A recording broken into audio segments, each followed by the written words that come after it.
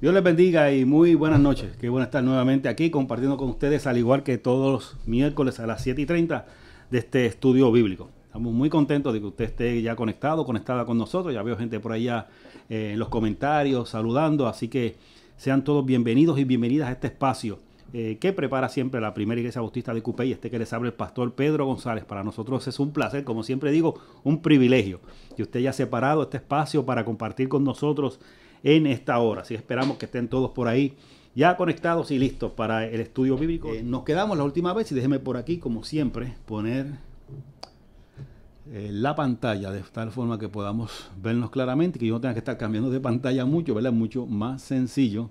Vamos por aquí, vamos por acá y aquí vamos. Y ya ahí tenemos ya en la parte donde continuamos. Nos quedamos en el versículo 28 del capítulo 1, el miércoles pasado, cuando hablamos del joven endemoniado que Jesús había liberado. Así que hoy vamos a comenzar en ese mismo capítulo 1, que no lo hemos concluido todavía, pero comenzaremos en el versículo 29. Vamos a darle lectura ahora a los versículos del 29 al 34, donde aparece, ¿verdad?, cuando Jesús sana a la suegra de Pedro. Recuerden que cuando hablamos de Pedro es el mismo Simón que hablamos al principio, pues todavía no se le había cambiado el nombre, pero es la misma persona que fue llamada al principio de este capítulo como discípulo de Jesús junto al mar de Galilea, quien era pescador. ¿Okay? Así que vamos a darle lectura a este pasaje. Venimos por acá. Saludos a Laura Concepción, que está por ahí también conectadita. Laura, Dios te bendiga, qué bueno que estás por ahí. Saludos para ti, saludos para Wilfredo en esta hora. Y saludos también a nuestra hermana Egna Evelyn, allá desde la Florida, que también está conectada con nosotros. Saludos para ti, Egna, en esta hora y muchas bendiciones. ¿Ok? Vamos a seguir. Vamos a darle lectura a Marcos 1 del 29 al 34. Y lee así la poderosa palabra de nuestro Dios. Enseguida, cuando salieron de la sinagoga, fueron con Jacobo y Juan a la casa de Simón y Andrés. Recuerden que Simón es Pedro. La suegra de Simón estaba en cama con fiebre, y de inmediato le hablaron de ella. Él, hablando de Jesús, se acercó a ella, la tomó de la mano y la levantó, y le dejó la fiebre, y ella comenzó a servirles. Al atardecer, cuando se puso el sol, le traían todos los enfermos y los endemoniados. Toda la ciudad estaba reunida a la puerta, y él sanó a muchos que padecían de diversas enfermedades y echó fuera muchos demonios. Y no permitía que a los demonios hablar, porque lo conocían. Leímos Marcos del 29 al 34. Déjeme hacer, ¿verdad?, recapitular algo importante, ¿verdad?, de lo que hemos leído en el capítulo 1, lo dije en el resumen ahorita. Pero desde ese momento, cuando él llama a los discípulos, de ese momento que él entra a Capernaum, estamos hablando de un sábado. Todo lo que hemos narrado hasta ahora es durante el mismo día, que es un día de sábado. Y tenemos que recordar, ¿verdad?, y usted, lo hemos dicho en varios estudios, si usted también lo conoce, recuerde que el sábado para la comunidad judía era un día sagrado, no se debía hacer ningún tipo de labor. Esto es importante y lo discutimos en el estudio bíblico pasado, que cuando él libera a este joven que estaba endemoniado, uno de los problemas que él tenía es que lo estaba haciendo un sábado, ¿ok? Así que por eso cuando comenzamos a leer aquí en el versículo 29 y dice, enseguida cuando salieron de la sinagoga, él acababa en ese momento de salir de la sinagoga junto con los discípulos que acababa de llamar, ¿verdad? Y acababa en la sinagoga de sanar a este joven, ¿verdad?, que estaba endemoniado. Así que él venía de un pequeño problema, porque ya tenía problemas con los líderes religiosos, pues ya estaba comenzando a hacer obra durante el sábado, durante el día de descanso, ¿ok? Así que sucede todo este acontecimiento, sale de la sinagoga y se dirige entonces a la casa de Simón Pedro, donde estaba, ¿verdad?, su suegra en esta hora, ¿ok? Dice el pasaje que al salir de la sinagoga, como dije, está saliendo de la sinagoga un sábado y acaba de hacer un milagro un sábado, que tiene un problema. Y obviamente cuando sale de esta sinagoga, recuerden que él viene antes de la sinagoga de haber, ¿verdad?, reclutado tanto a Jacobo como a Juan, al igual que a Andrés y a Simón, ¿verdad?, estos par de hermanos en esta hora, así que andaba con ellos, así que cuando sale de la sinagoga sale con estos hermanos y se dirige a la casa de Simón y Andrés. Cuando dice Simón y Andrés, recuerde que Simón y Pedro eran hermanos, así que y obviamente su mamá estaba allí, que a quien se refiere el milagro que se realiza en esta hora. Al llegar allí se encuentran con la suegra de Simón, ¿ok? La suegra de Simón, que estaba, dice el pasaje, encamada con fiebre. Se establece que esta mujer estaba enferma y estaba en la casa de Simón. Interesante, porque recuerden esto, y a veces lo leemos muy rápido y se nos olvida. Están en la casa de Simón y Andrés, ahí está la suegra de Pedro, encamada porque tiene fiebre, y Jesús va a sanar a esta suegra importante. Cuando hablamos de que es la suegra de Pedro, una suegra, obviamente, ¿verdad? Todos sabemos, es la mamá de su esposa. ¿Ok? Así que Simón era casado. Pedro, el apóstol Pedro, era casado. ¿Ok? Esto hay que establecerlo muy claro, ¿verdad? Y aunque, ¿verdad? A mí me gusta, ¿verdad? Cuando doy los estudios bíblicos, pues darle énfasis, ¿verdad? A la enseñanza bíblica, ¿verdad? Y también al aspecto histórico, ¿verdad? Que estamos cubriendo. Pero cuando aparecen, ¿verdad? Algunos pasajes que de alguna forma u otra nos vuelven, ¿verdad? A evaluar, ¿verdad? Algún tipo de doctrina, creencia, pues, ¿verdad? No puedo aguantar la tentación, ¿verdad? De poder tocar estos temas también, ¿verdad? Porque muchas veces nosotros, a veces con otras personas en la calle o con otras personas de otras creencias religiosas, a veces hablamos y conversamos al igual que usted, y a veces, ¿verdad? Se entra en algún tipo, ¿verdad? De diálogo amigable, ¿verdad? En cuanto a las escrituras y en cuanto a estos personajes bíblicos. Y es interesante porque dentro de lo que es la Iglesia Católica, ¿verdad? Se entiende la importancia del celibato, partiendo de que los sacerdotes no pueden casarse, y en ocasiones se toma como ejemplo, ¿verdad? Como el primer, para efecto de la Iglesia Católica. Nosotros no creemos esto, pero siempre me gusta comentarlo, ¿verdad? Porque es una forma también nosotros ver lo que creemos, y a veces para ver lo que creemos hay que comparar lo que creen algunos otros hermanos en la fe. Algunas de las bases, ¿verdad? Para que los sacerdotes no usen lleven a cabo el celibato y no se casen, es la figura de Pedro, quien se conoce en muchas ocasiones como el primer papa desde la perspectiva. Y es interesante porque Pedro, ¿verdad? Estaba casado, estaba casado. Así que a veces, ¿verdad? Para llevar algún tipo de argumento en cuanto a que un sacerdote no puede casarse dentro de lo que es, ¿verdad? La enseñanza católica, es un poco problemático. Hay otras razones, ¿verdad? Y yo no voy a entrar en eso porque el estudio no es sobre eso, ¿verdad? Hay otras razones históricas, hay otras razones, ¿verdad? En cuestión, ¿verdad? De la logística de lo que es la Iglesia Católica que lleva unos cuantos problemas en cuanto a si un sacerdote se casa, especialmente, ¿verdad?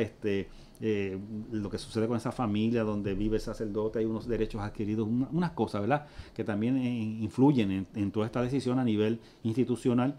Pero es interesante que a veces dentro de esos argumentos se mete, ¿verdad? El argumento de Pedro, ¿verdad? Como primer papa y que se dedicó al Evangelio, y a veces se nos olvida este pasaje donde se establece claramente que Pedro estaba casado, se está sanando a su suegra, así que estaba casado. Así que solo como una nota, ¿verdad? Solamente como un comentario que no puedo, ¿verdad? Dejar de pasar por alto y comentarlo, ¿verdad?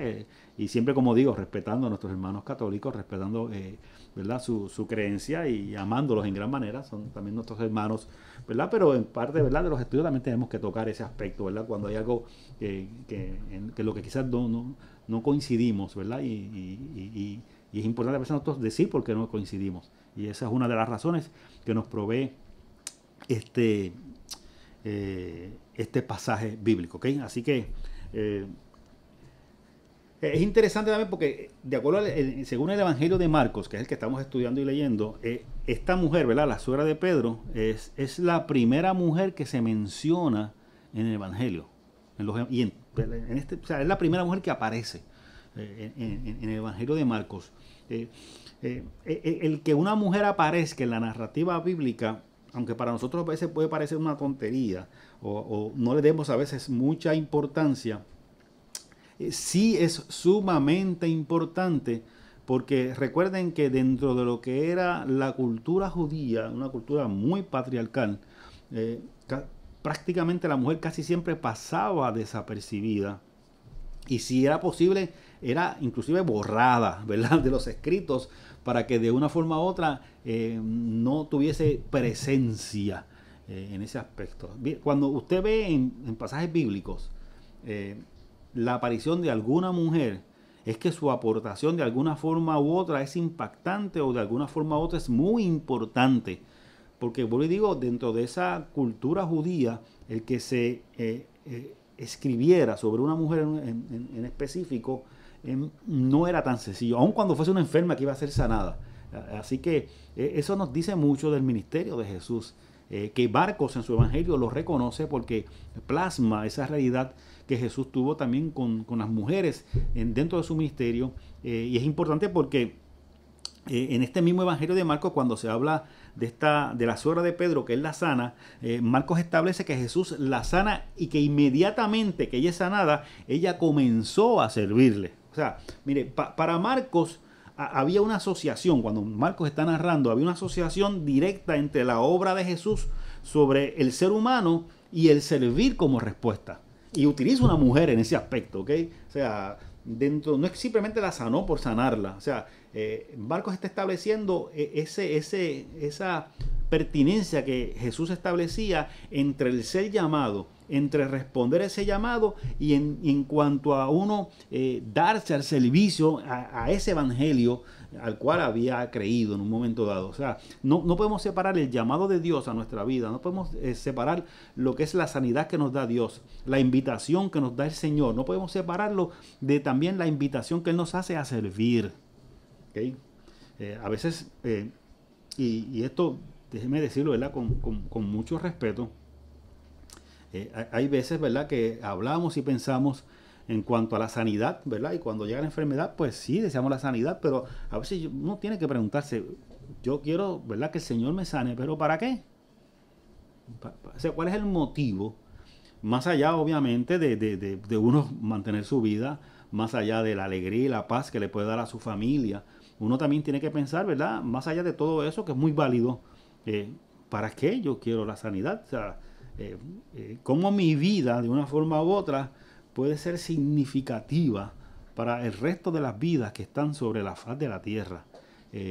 Y ahí es que entra el aspecto de servicio, de servir. O sea, no es yo existir en la vida, no es que yo pasé por la vida porque pasé. O sea, qué huella, qué marca yo dejo. Y cuando digo huella o marca, no tiene que ser algo grande y espectacular. No es que yo sea ni presidente de los Estados Unidos, ni gobernador de Puerto Rico, ni que yo sea un cantante famoso, ni que yo sea un actor reconocido, ni que sea un premio Nobel de la Paz, o que sea premio Nobel de literatura, o que sea un gran científico, o que simplemente descubrí la cura por una terrible enfermedad. Que todas esas cosas son válidas, son importantes. Pero no es a eso. Cuando yo digo la marca o la huella que yo dejo sobre la faz de la tierra con mi vida, no me refiero a esas cosas que a veces vemos tan grandes y tan espectaculares. Es como yo dejo mi huella quizás en personas cerca de mí, y como yo dejo mi huella en personas que, aunque lo que yo hago pase desapercibido, aunque quizás nadie se entere jamás de lo que yo hice,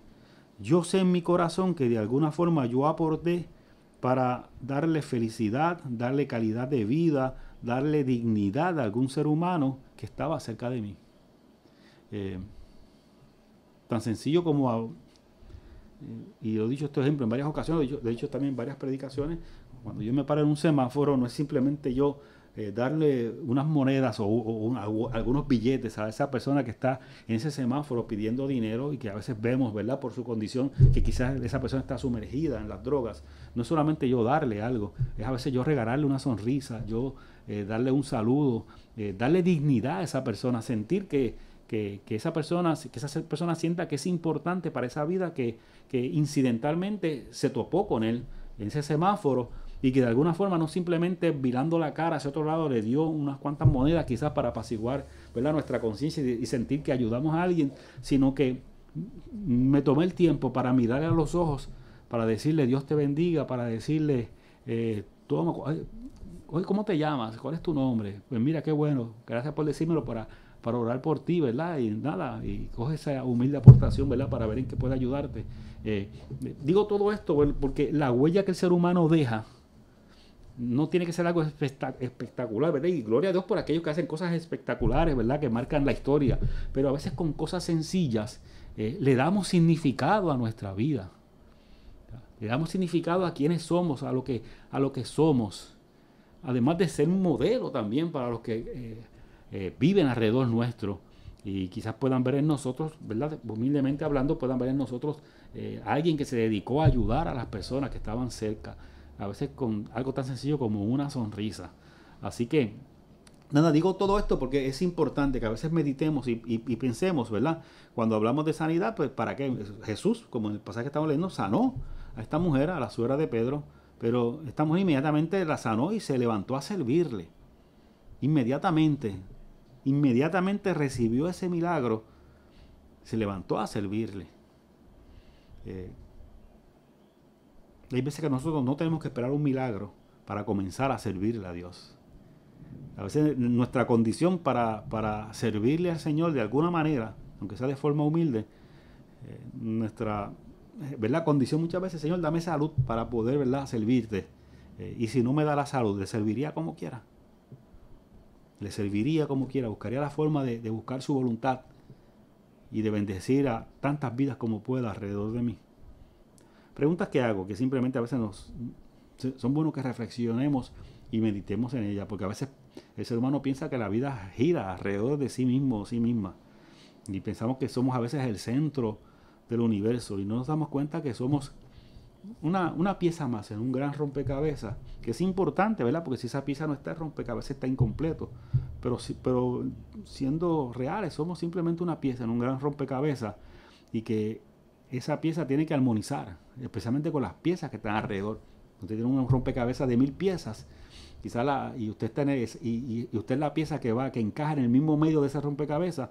Posiblemente las piezas que están en el borde del rompecabezas, en las esquinas del rompecabezas, posiblemente no se den cuenta de su existencia, pero yo le garantizo que las piezas, cuando ustedes lo pongan en ese hueco que falta en ese rompecabezas, las piezas que están alrededor de esa pequeña pieza se van a dar cuenta que usted hacía falta.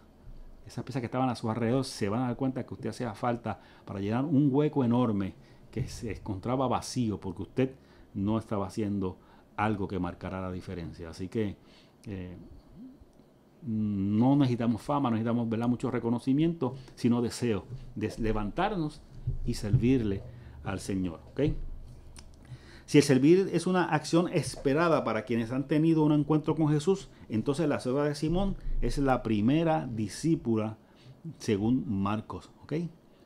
Miren, o sea, si usted se fija, los discípulos de Jesús son gente que fueron llamados por Jesús o que escucharon el mensaje de Jesús o que recibieron un milagro de Jesús y se convirtieron en discípulos de Jesús. Desde esa perspectiva, la suegra de Pedro es la primera mujer discípula, de acuerdo al Evangelio de Marcos. Es la primera mujer discípula.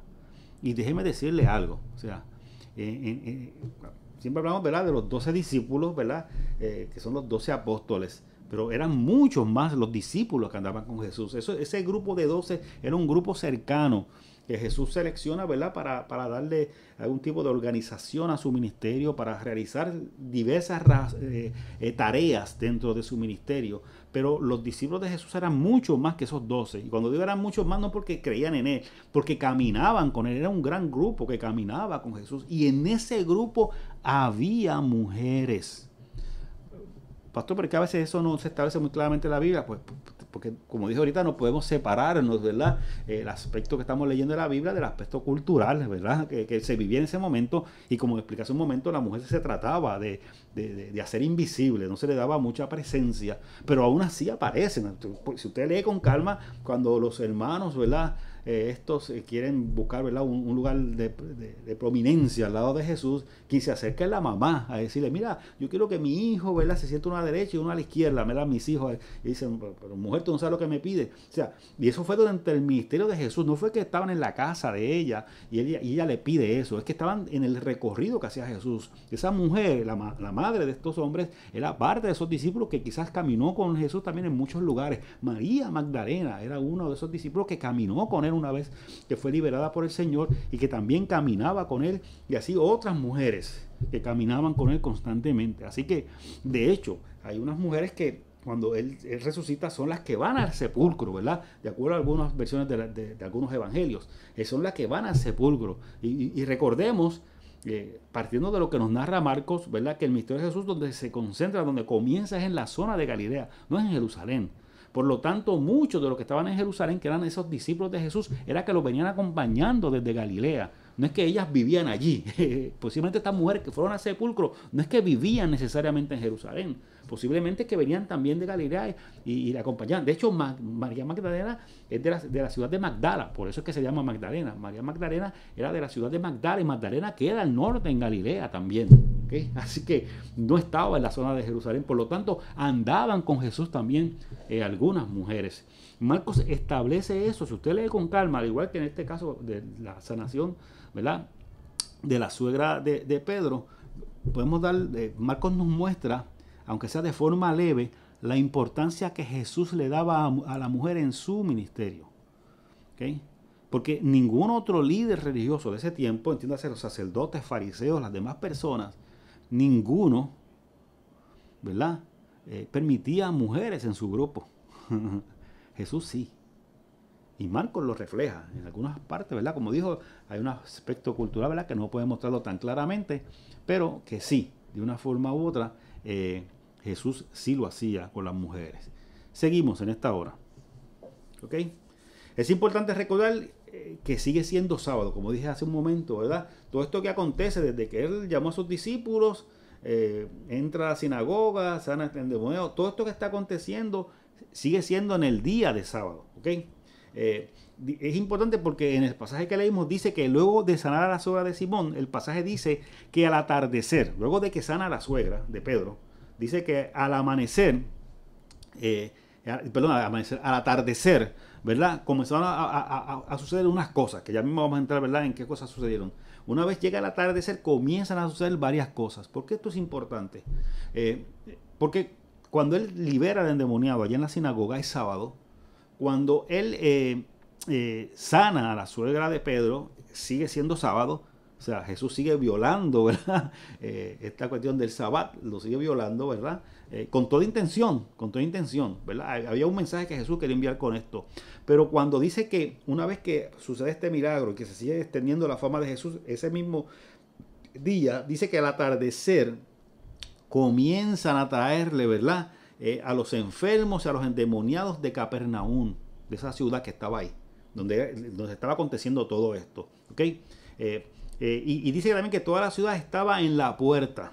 O sea, significa que en esa casa donde estaba el que hace ese milagro con la suegra, esa casa se llenó de gente. ¿Ok? Y dice el pasaje que en medio de toda esa gente que vino con enfermos, para gente que fuese sanada, dice que Jesús sanó a muchos. ¿Ok? Y también dice, y esto es importante porque dice, pero pastor, pero si era sábado, también Jesús estaba violando lo que era, ¿verdad?, esta cuestión del sábado. Pero esa gente que estaba yendo allí a llevar a los enfermos, ¿no estaba también violando el sábado, el sabbat? Pues no, porque dice el pasaje que fue al atardecer. Y el sábado ellos no lo medían como lo medimos nosotros.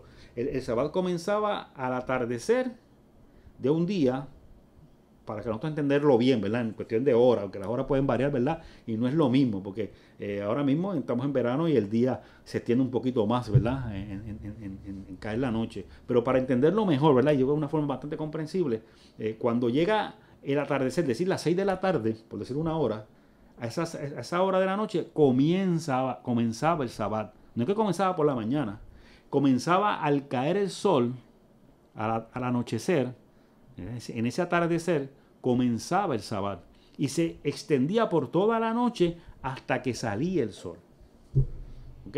Así que, por lo tanto, él sana a la suegra de Pedro, pero como dice que le van trayendo la gente al atardecer, ya el sol se está ocultando, ya está anocheciendo, significa que, aunque muchos se enteraron del milagro que él había hecho, tanto en la sinagoga, con el endemoniado, tanto en la casa de Simón, ¿verdad?, con su suegra, aunque muchos posiblemente se habían enterado de lo que había eso, la gente se aguantó hasta que atardeció, cuando saben que ya ha pasado, ¿verdad?, esta cuestión del sabbat, y entonces se mueven nuevamente para realizar, para llevar a los enfermos y que Jesús les sane.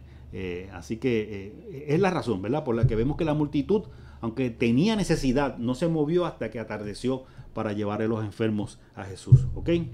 Y es interesante porque también el pasaje dice que no se le permitía hablar a los demonios que echaba porque lo conocían.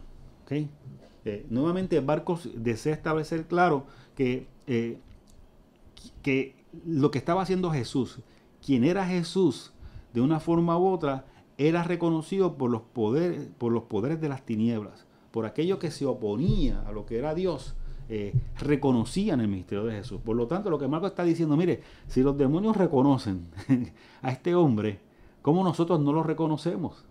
¿Verdad? Si aquellos, ¿verdad?, que se oponen lo reconocen, ¿cómo puede ser que nosotros, ¿verdad?, que sí creemos en ese Dios, no reconozcamos por sus señales que es enviado por Dios o que incluso es Dios mismo que está obrando en esta hora sobre nosotros? Eso es lo que Marcos quiere establecer al decir, ¿verdad?, al escribir estas palabras. ¿Ok? Seguimos. Es interesante la diferencia en los dos casos de sanidad, ¿verdad?, y de liberación que establece Jesús, ¿verdad?, en este capítulo 1, como dije, la liberación del joven que estaba endemoniado en la sinagoga, al igual que la sanidad de la suegra de Pedro. Es interesante, ¿verdad? En el caso del endemoniado, Jesús solamente usó la voz, le habló y ese joven fue liberado. Pero en el caso de la suegra de Pedro, Jesús la tocó para que fuese liberada. Jesús podía sanar a esta mujer simplemente con hablar, ¿verdad? Lo hizo con el endemoniado, tenía el poder.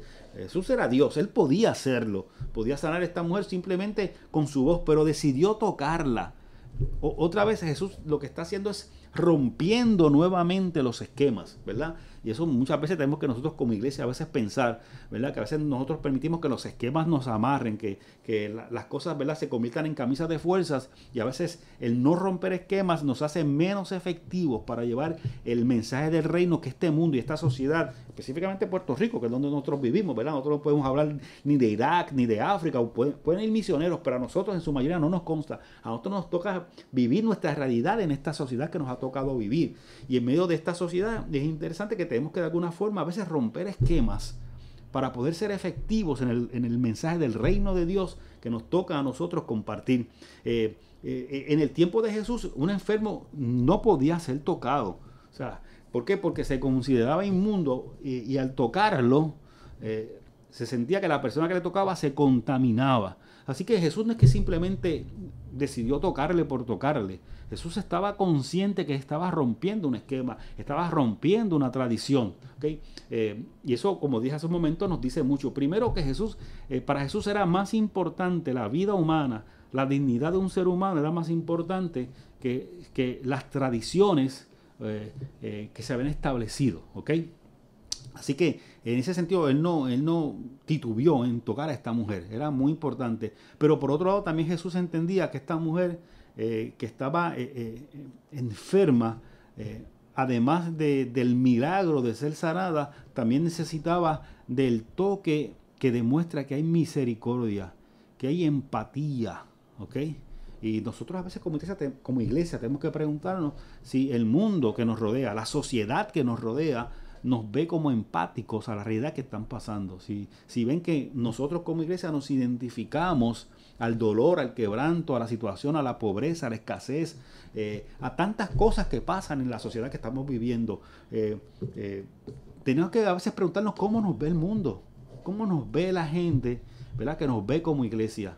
Nos ve como empáticos, nos ve como gente que simplemente somos de carne y hueso y podemos sentir el mismo dolor y quizás la misma indignación que a veces siente la gente en la sociedad, o nos ve que quizás pretendemos estar en una nube, ¿verdad?, de espiritualidad, y que a veces no estamos conscientes de la realidad y el dolor que está pasando a nuestro alrededor. ¿Okay? Jesús en ese sentido rompió esquemas porque quería que la gente que estaba alrededor se diera cuenta que él era empático, que él quería estar cerca de la gente que estaba en necesidad.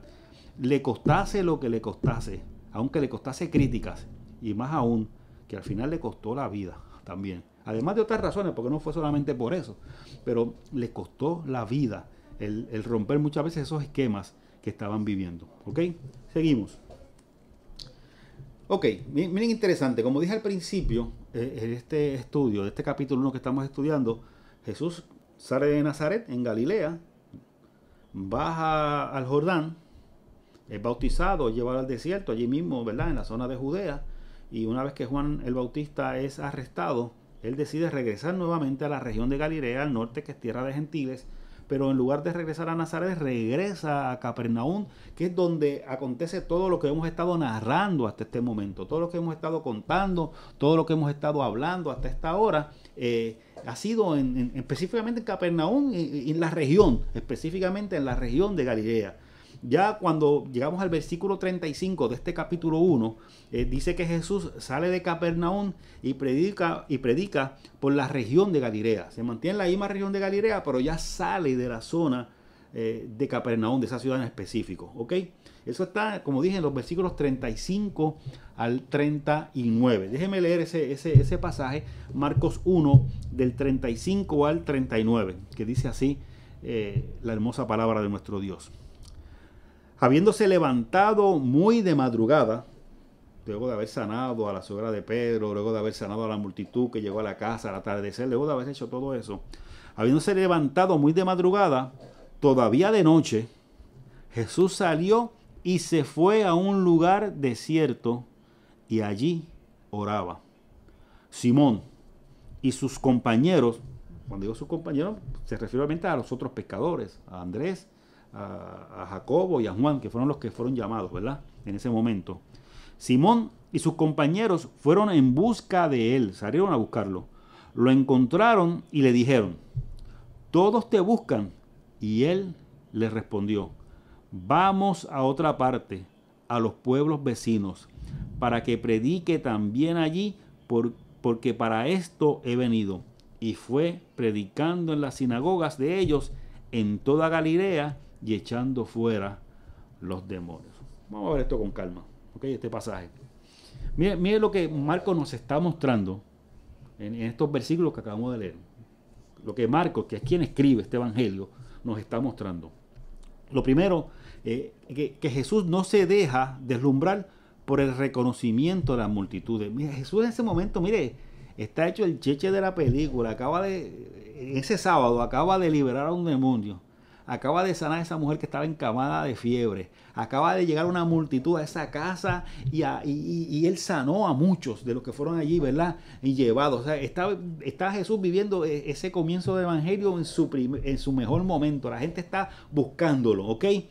Pero Jesús deja claro que él no estaba allí para simplemente recibir reconocimiento. Esto es importante porque hay que tener mucho cuidado nosotros como creyentes, que a veces el reconocimiento en ocasiones nos puede embriagar, ¿verdad? Qué bueno cuando hacemos algo bien, qué bueno cuando algo sale como lo planificamos, maravilloso, muy bueno, pero tenemos que tener cuidado cuando el reconocimiento nos embriaga y nos enajena de la realidad. Yo también lo he dicho en algunas predicaciones, lo he dicho en otros estudios bíblicos anteriormente. Yo soy muy cuidadoso, ¿verdad?, con los halagos. No es que me molestan, ¿verdad? Yo no quiero que nadie malinterprete, ¿verdad? Al pastor no le gusta, ¿verdad?, que le dé un halago, ¿verdad? Hay que tener mucho cuidado, ¿verdad? A mí no me molesta, ¿verdad?, que pastor, qué buen estudio bíblico, pastor, qué buena predicación. A mí no me molesta. De hecho, me siento agradecido, ¿verdad?, cuando veo que alguna vida de alguna forma u otra, ¿verdad?, es impactada por esa palabra de Dios que fue puesta en mi corazón, ya sea a través de un estudio, a través de una predicación. Uno se siente bien. Pero yo, en lo personal, soy muy cuidadoso, ¿verdad?, que esos halagos no desvíen mi atención de lo que realmente es importante, ¿verdad? Y es que yo simplemente soy un instrumento, un simple instrumento para realizar una obra específica en un tiempo en específico, que quizás pasará el tiempo y vendrá otra persona o vendrán otras personas a realizar una labor por lo cual yo debo sentirme contento y alegre, ¿ok? Además que hay que tener mucho cuidado, ¿verdad?, con que el reconocimiento nos embriague, ¿verdad? Porque cuando me acostumbro a ese reconocimiento, ¿verdad?, y se me despegan los pies un poquito de la tierra, yo dejo entonces de decir muchas veces claramente lo que Dios puso en mi corazón. ¿Por qué? Porque quizás, ¿verdad? Puedo decir algo que de alguna forma es fuerte, puedo decir algo que quizás de una forma u otra confronte a quien está recibiendo el mensaje, ¿verdad? Porque lo está confrontando con su realidad o con la realidad del lugar donde vive. Y puede ser palabra fuerte. Y en ese sentido, cuando quizás tenga que comunicar esa palabra fuerte, pues quizás no van a llegar los mismos reconocimientos. Y si yo estoy acostumbrado a esos reconocimientos, entonces tengo un problema serio. Tengo un problema serio, ¿ok? Vuelvo y repito, no es que a uno no le agraden, ¿verdad? Cuando le reconocen a uno lo que uno hizo bien, claro que uno se alegra, pero ojo y mucho cuidado que eso no nos embriague y nos haga olvidar realmente para qué estamos. Y olvidar que nosotros no estamos en un concurso de popularidad. Estamos aquí para anunciar el reino de Dios. Claro, con amor, con respeto, porque tampoco podemos llegar al otro extremo. Yo digo las cosas como son y que las cojan como sea, ¿no? Pues también hay que tener amor, misericordia, ¿verdad? Porque no tenemos que llegar a la ofensa. Y a veces, ¿verdad? Con cuerdas de amor a veces se logra mucho más, ¿verdad? Que a veces con palabras demasiado duras. Pero hay veces que también es necesaria la palabra dura, ¿ok? Así que esto es muy importante. Jesús estaba claro, o sea, ese pudo haber que cuando Simón va a buscarlo, mira, la gente te está buscando, ¿verdad? Estás pegado. La gente quiere traer más enfermos. Dijo, no, vamos a seguir, vamos para otro lugar, vamos a movernos a otra región, aquí a otros pueblos más, otras ciudades más, aquí mismo en Galilea, vamos a movernos porque hay mucho que hacer, yo sé para lo que vine. Y esta gente con su saludación, ¿verdad? Con traerme más enfermos, me va a desviar la atención de lo que realmente es importante, para lo cual yo vine, ¿ok? Para lo cual yo estoy aquí sobre la faz de la tierra, ¿ok? También Marcos, ¿verdad? En este evangelio nos muestra, en este pasaje que acabamos de leer, que Jesús entiende la importancia del tiempo a solas de oración para poder seguir sirviendo al pueblo. Mire, Jesús era Dios. Jesús era Dios hecho carne.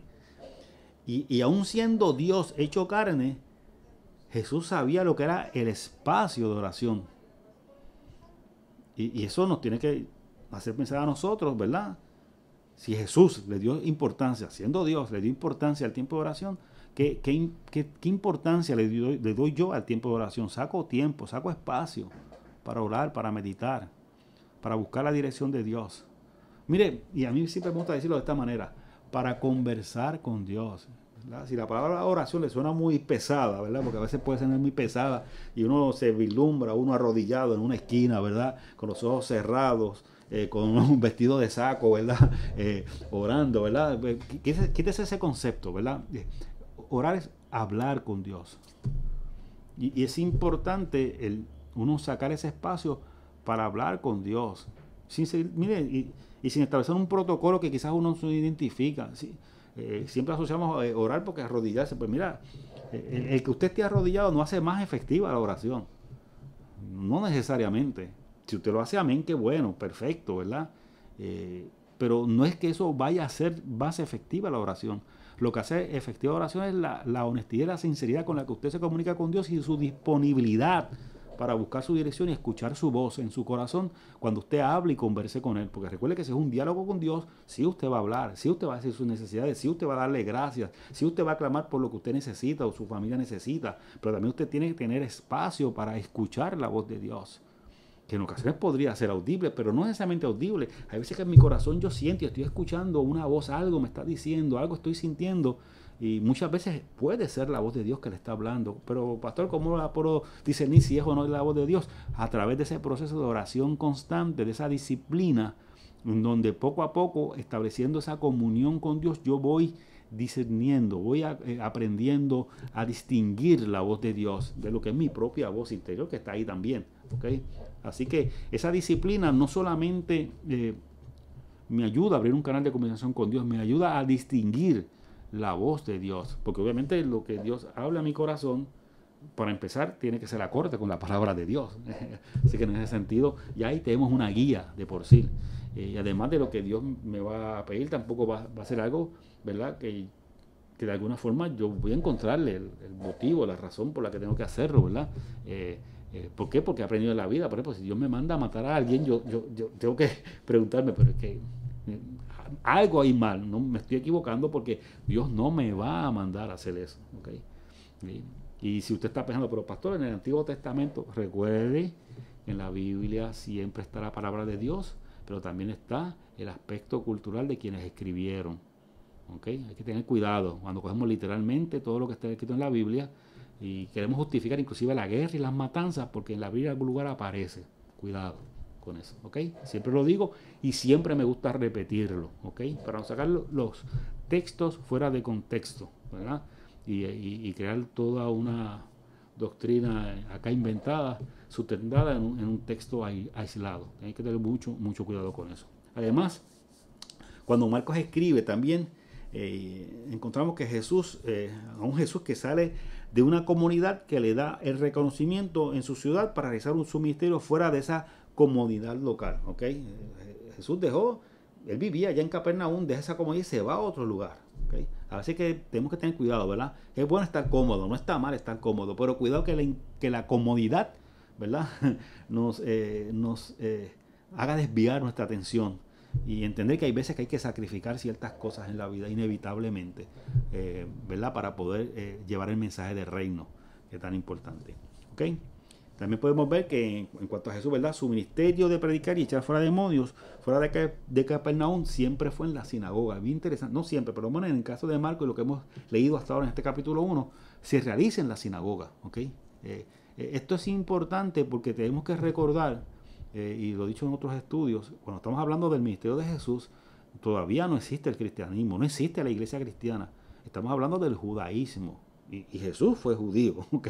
Así que en ese aspecto estamos hablando dentro de lo que es la cultura judía de la sinagoga, ¿ok? En otros estudios hemos hablado de esto, ¿verdad? Del surgimiento en sí, cuando realmente surge la iglesia y cómo la iglesia, el cristianismo, la iglesia originalmente era una parte, ¿verdad? De lo que era el judaísmo y cómo después se separó. Pero es importante esto tenerlo muy claro, ¿ok? Que gran parte de lo que hacía Jesús lo hacía a veces en las sinagogas, porque era el centro, ¿verdad? De lo que era la región judía en ese momento a la cual él pertenecía. Lo mismo pasaba con Pablo en un principio en sus viajes misioneros, que cuando llegaba a una ciudad también lo que visitaba era la sinagoga para comenzar a predicar, ¿ok? Partía de ahí. ¿Por qué? Porque es una cuestión también de conveniencia, ¿ok? Si yo estoy hablando el mensaje de Jesucristo, se supone que fuese más fácil para la comunidad judía entender ese mensaje, porque el mensaje de Jesucristo era una continuidad, ¿verdad? De la historia de este pueblo, ¿ok? Para quien no era parte de la comunidad judía era un poquito más complicado. Cuando digo complicado no es que era imposible, porque a fin de cuentas, ¿verdad? Pablo logró alcanzar, ¿verdad? A una gran comunidad gentil y llevarlos a los pies de Jesús. Pero era más sencillo comenzar desde la base que era el mismo judaísmo, porque había una base en común para el mensaje de Jesucristo que se compartía en esa hora. Seguimos. Vamos ahora a los versículos 40 al 45 de este capítulo 1, donde Jesús sana a un leproso fuera de Capernaum. Ya por primera vez vemos a Jesús haciendo algo en su ministerio fuera de lo que es la ciudad de Capernaum. Ya salió de esta ciudad. Está en la región de Galilea todavía, pero está ya fuera de Capernaum. Eso está en los versículos 40 al 45 del capítulo 1. ¿Okay? Así que vamos a leer ese pasaje. Marcos 1 del 40 al 45. Dice de la siguiente manera. Y vino a él un leproso implorándole y de rodillas le dijo, si quieres, puedes limpiarme. Jesús, movido a compasión, extendió la mano, lo tocó y le dijo, quiero, se limpió. Y al instante desapareció la lepra de él y quedó limpio. Enseguida lo despidió, después de amonestarlo, y le dijo, mira, no digas nada a nadie, más bien ve, muéstrate al sacerdote y ofrece lo que mandó Moisés en cuanto a tu purificación, para testimonio de ellos. Pero cuando salió, él comenzó a proclamar y a difundir mucho el hecho, de modo que Jesús. ¿Ok? Seguimos. Miren, en el tiempo de Jesús, cualquier enfermedad, ¿verdad? En la piel, era considerada lepra. O sea, ya en nuestro tiempo, ¿verdad? La lepra tiene unas características en específico, ¿verdad?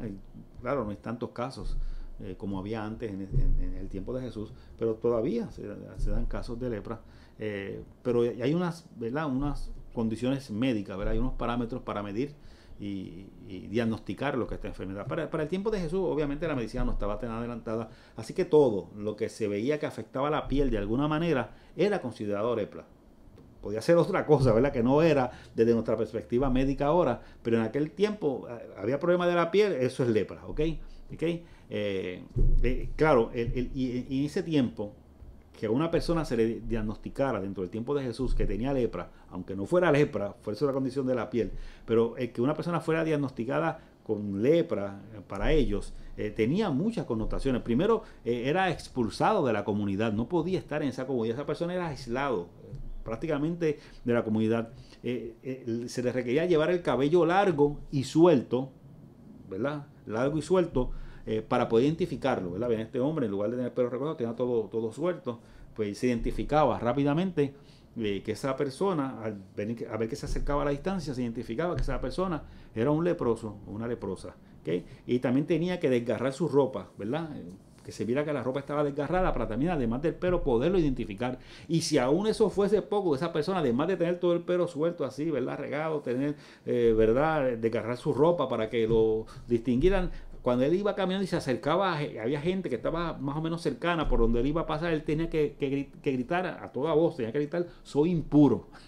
Tenía que gritarlo, ¿verdad? Repetir muchas veces, repetir que era impuro, es decir, yo soy impuro, ¿verdad? Repetirlo muchas veces. O sea que además del aspecto de enfermedad, era un aspecto humillante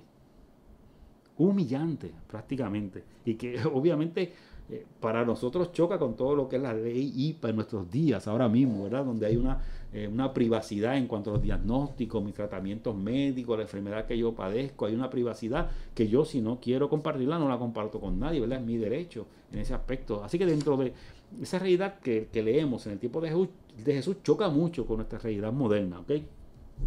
Así que el ser leproso representaba ser excluido, ¿ok? Ser marginado, ser olvidado inclusive, ¿verdad? Y incluso no poder ser tocado por nadie. Es decir, que esa persona estaba simplemente, mira, condenada a no tener un futuro. Era una persona que estaba totalmente excluida de la sociedad, alejada de la sociedad. Y dentro de este pasaje es interesante dos cosas. No solamente que Jesús lo sana, es que esta persona se acerca a Jesús. Y Jesús permite, recuerda lo que dije con lo de la suegra de Pedro. O sea, no se podía tocar a un enfermo. Y en el caso de un leproso no se podía permitir ni siquiera que se acercara. En el caso de ser un leproso, ¿no? Ni acercarse. Este hombre se acerca a Jesús. Y Jesús le permite acercarse. ¿Okay? Eso es importante. Primero porque este hombre sabe que está violando unos preceptos al tratar de acercarse a Jesús.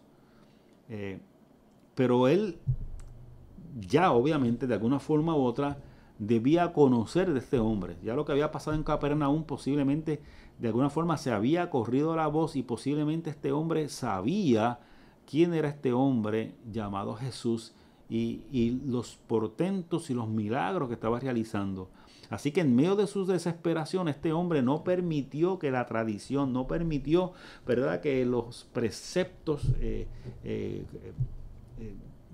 culturales o religiosos le impidiesen acercarse a aquel que podía ser su esperanza. Y a veces nosotros tenemos que aprender de este leproso. O sea, a veces Jesús es mi única esperanza, ¿verdad? Dentro de la condición que estoy pasando, de mi situación que estoy viviendo en un momento dado, en ocasiones Jesús puede ser mi única esperanza.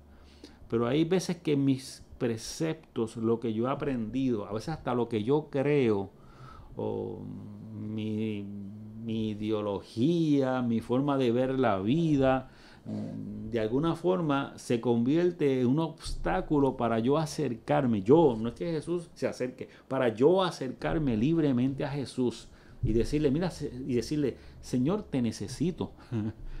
Estoy pasando por esto, Señor, y te necesito. Pero hay veces que los preceptos en mi mente son tan grandes, la forma como yo pienso es tan grande, que no me acerco a reconocer, Señor, mira, te necesito. En este momento de mi vida, lo que estoy pasando, necesito, ¿verdad? Acercarme a ti.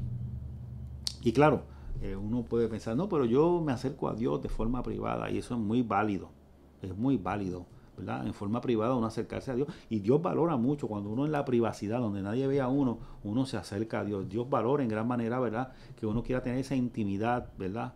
De solamente Él y yo en esta relación. Eso es muy válido y sabemos que Dios lo valora en gran manera.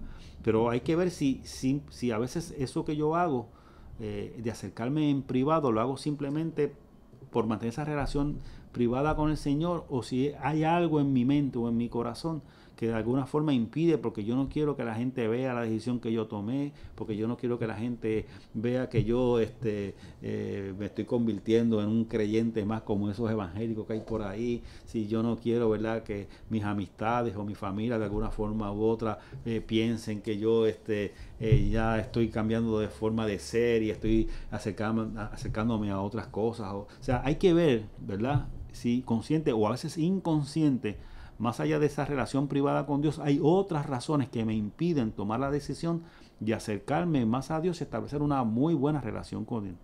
Yo tengo que preguntarme muchas veces yo en mi intimidad si hay algo que me impide. Este leproso no, mira, yo no necesito, y se acercó. Y lo más grande es que Jesús lo recibió. O sea, Jesús no echa a nadie afuera, nos recibe. Yo no quiero que usted me malinterprete. Yo no quiero decir que cuando nos acercamos a Jesús, nuestros problemas se acaban, nuestras enfermedades se sanan, las crisis desaparecen. Yo no estoy diciendo eso. Hay ocasiones que sí pasa. Hay ocasiones que no pasa. Pero lo grande de yo acercarme a Dios no es que ese milagro pase o no pase.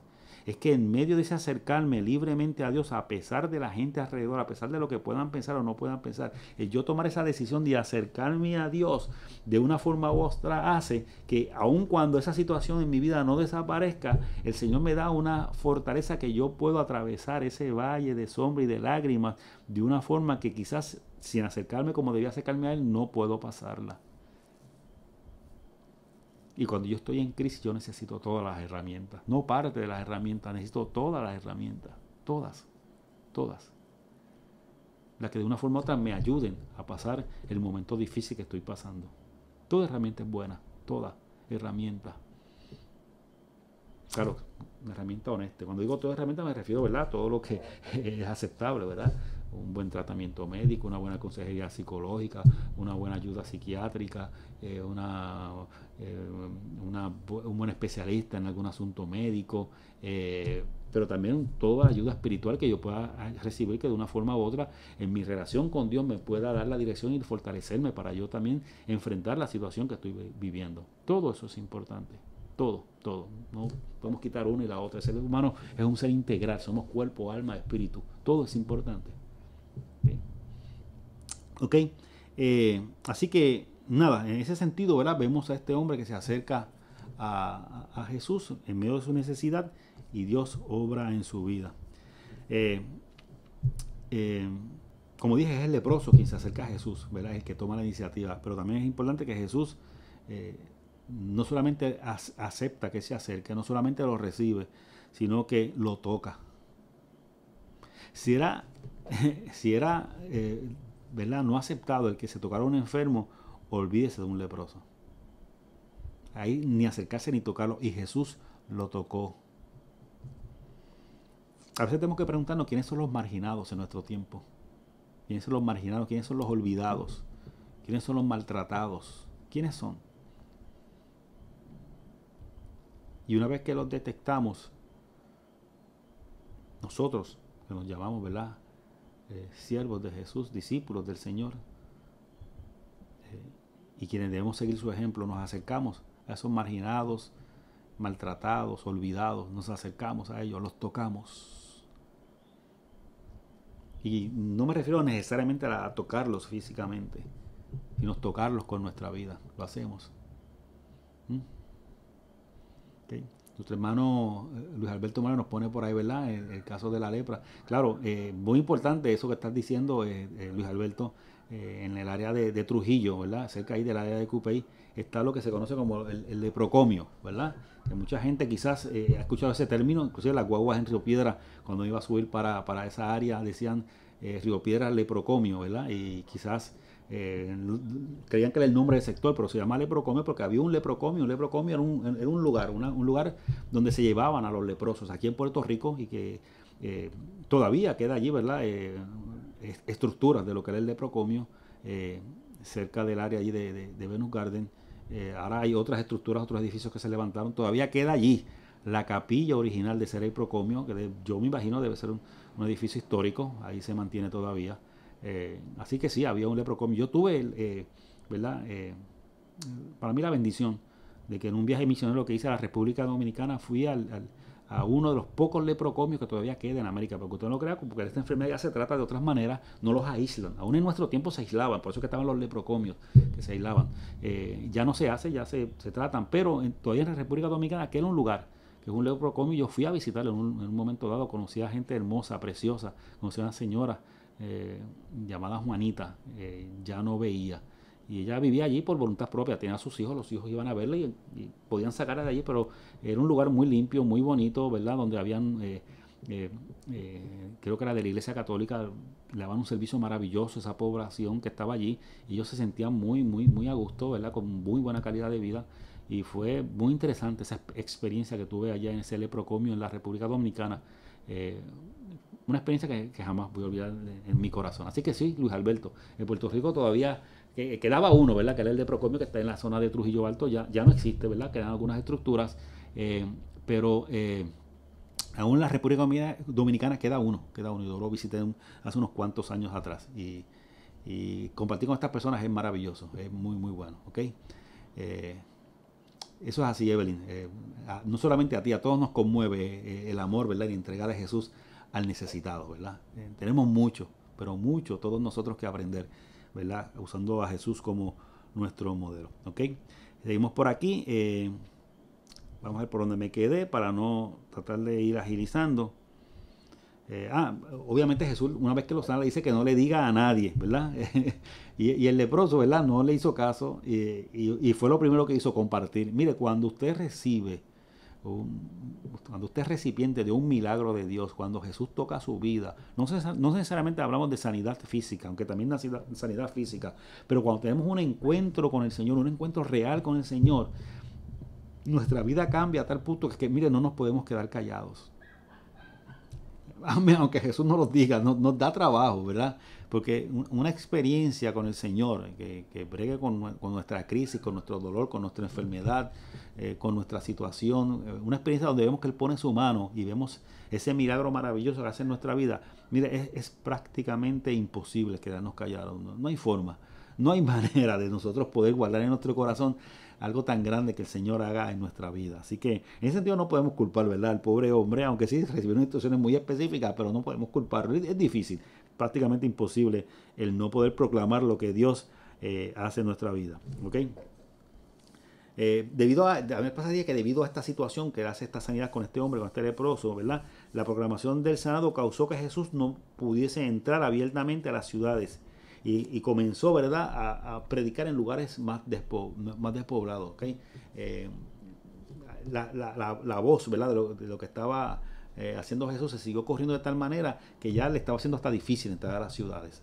Así que este milagro con este hombre marcó en gran manera, más allá de Capernaum, la obra de Jesús en lo que era la región de Galilea.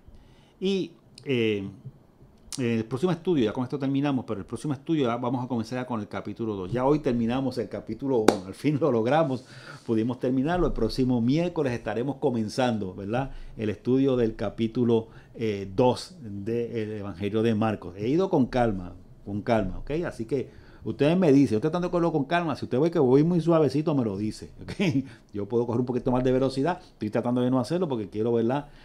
Me conozco y creo que cojo velocidad, entonces es un problema, así que trato de ir con calma, me estoy calmando. Así que si usted ve que voy por buen camino, me lo dice. Si no, ¿verdad? Si se me pasó la mano en lo suave, en lo lento, me lo dice y cogemos un poquito de velocidad, ¿ok?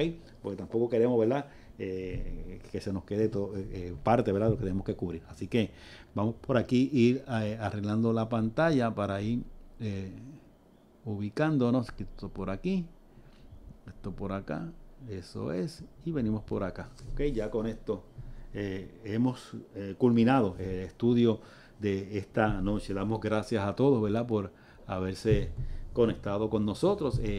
Ya cubrimos el capítulo 1 en su totalidad, y recuerde que el próximo miércoles ya estaremos comenzando con el capítulo 2 del Evangelio de Marcos. Así que nos queda un largo tramo todavía por recorrer, pero trataremos, ¿verdad?, de poderlo, de hacerlo con calma, ¿verdad?, y de poder de una forma u otra disfrutarlo junto a ustedes, este estudio bíblico de Marcos. Que la paz de Dios sea con ustedes esta noche, y como dice nuestro hermano Rafa, a la camita, todos a descansar. Hasta luego y muchas bendiciones.